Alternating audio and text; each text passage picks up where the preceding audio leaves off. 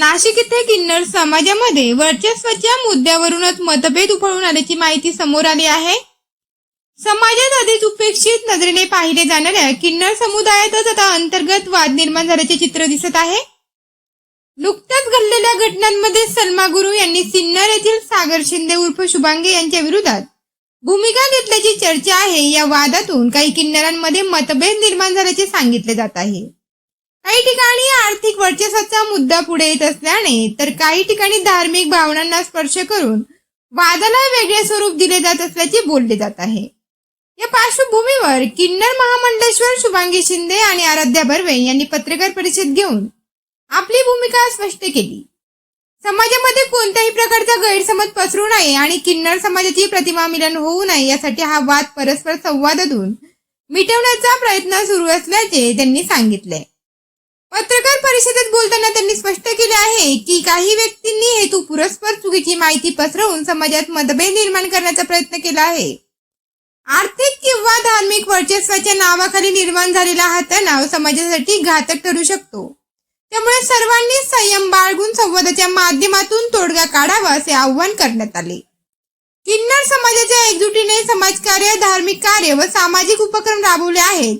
अशा परिस्थितीत अंतर्गत मतभेदांमुळे समाजाची प्रतिमा खराब होऊ नये ही भूमिका संबंधितांनी व्यक्त केली. या दरम्यान हा वाद अधिक चिघळू नये आणि परस्पर सहमतीने तोडगा निघावा अशी अपेक्षा किन्नर समाजातील इतर घटकांनीही व्यक्त केली आहे. जय श्रीराम, जय श्री महाकाल, जय भीम, जय शिवराय. मी शुभांगी शिंदे. मागच्या काही दिवसांपूर्वी माझे जे फेक व्हिडिओ व्हायरल होत आहे आणि ज्या किन्नरांनी येऊन सिन्नरमध्ये माझी बदनामी केलेली आहे, माझ्या फोटोला चपला मारलेला आहे, माझ्या फोटोला काळीमा फासणार आहे, त्यासाठी सर्वप्रथम मी हा प्रश्न विचारते का मी देशद्रोही आहे का? मी बलात्कारी आहे का? मी कोणता देशद्रोहाचा गुन्हा केलेला आहे का? ह्या लोकांनी असं केलं. हे सगळे कोण आहे?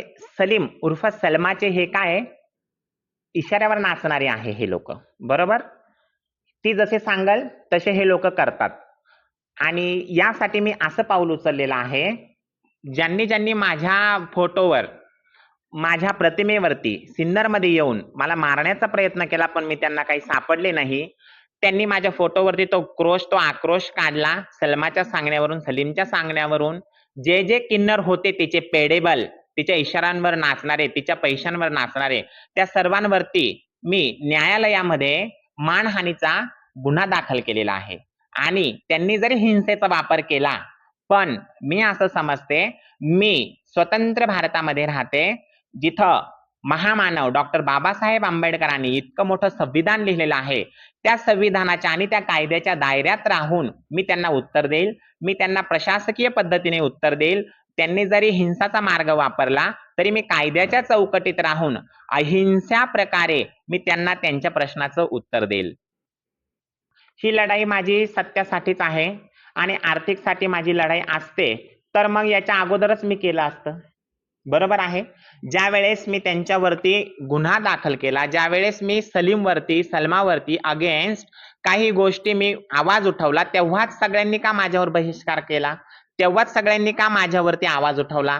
जर त्यांच्याकडे व्हिडिओज वगैरे होत्या मग याच्या अगोदर त्यांनी का व्हायरल केल्या नाही? याच्या अगोदर ते का पोलीस प्रशासनाकडे गेले नाही? याच्या अगोदर त्यांनी माझ्या का कंप्लेंट्स दिल्या नाही?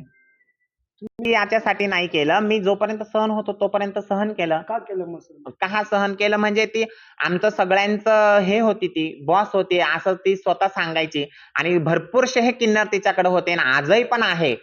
पण काय झालं, ते सगळ्या गोष्टी सहन करायची एक माणसाची क्षमता असते. प्रत्येक क्षमता, प्रत्येक मर्यादा जेव्हा ओलांडू आपण, मर्यादा काही गोष्टींचा बांध तुटतो, त्या गोष्टीप्रमाणे मला असं झालं, समजलं, म्हणून मी आता तो आवाज उचलला. जय श्रीराम, जय शिवराय, जय भीम. मी बाजारामध्ये कुठे मागायला जर गेले तर ते लोक त्यांचे शिष्य लोक तिथं बाजारामध्ये पाठवतात आणि मला मागून देत नाहीये तिथं. आणि ते असं बोलताय की ना तूही आमच्याकडे ये म्हणून. मला काय धमकी देत आहे, मला कॉलही येत आहे. मला काही त्यांच्याकडे जायचं नाहीये. मला माझ्या गुरुसोबत राहायचं आहे आयुष्यभर. जगायचं गुरुसोबत, मारायचं गुरुसोबत आहे. जय श्रीराम. नाव सांगा तुमचं. माझं नाव सिद्धी.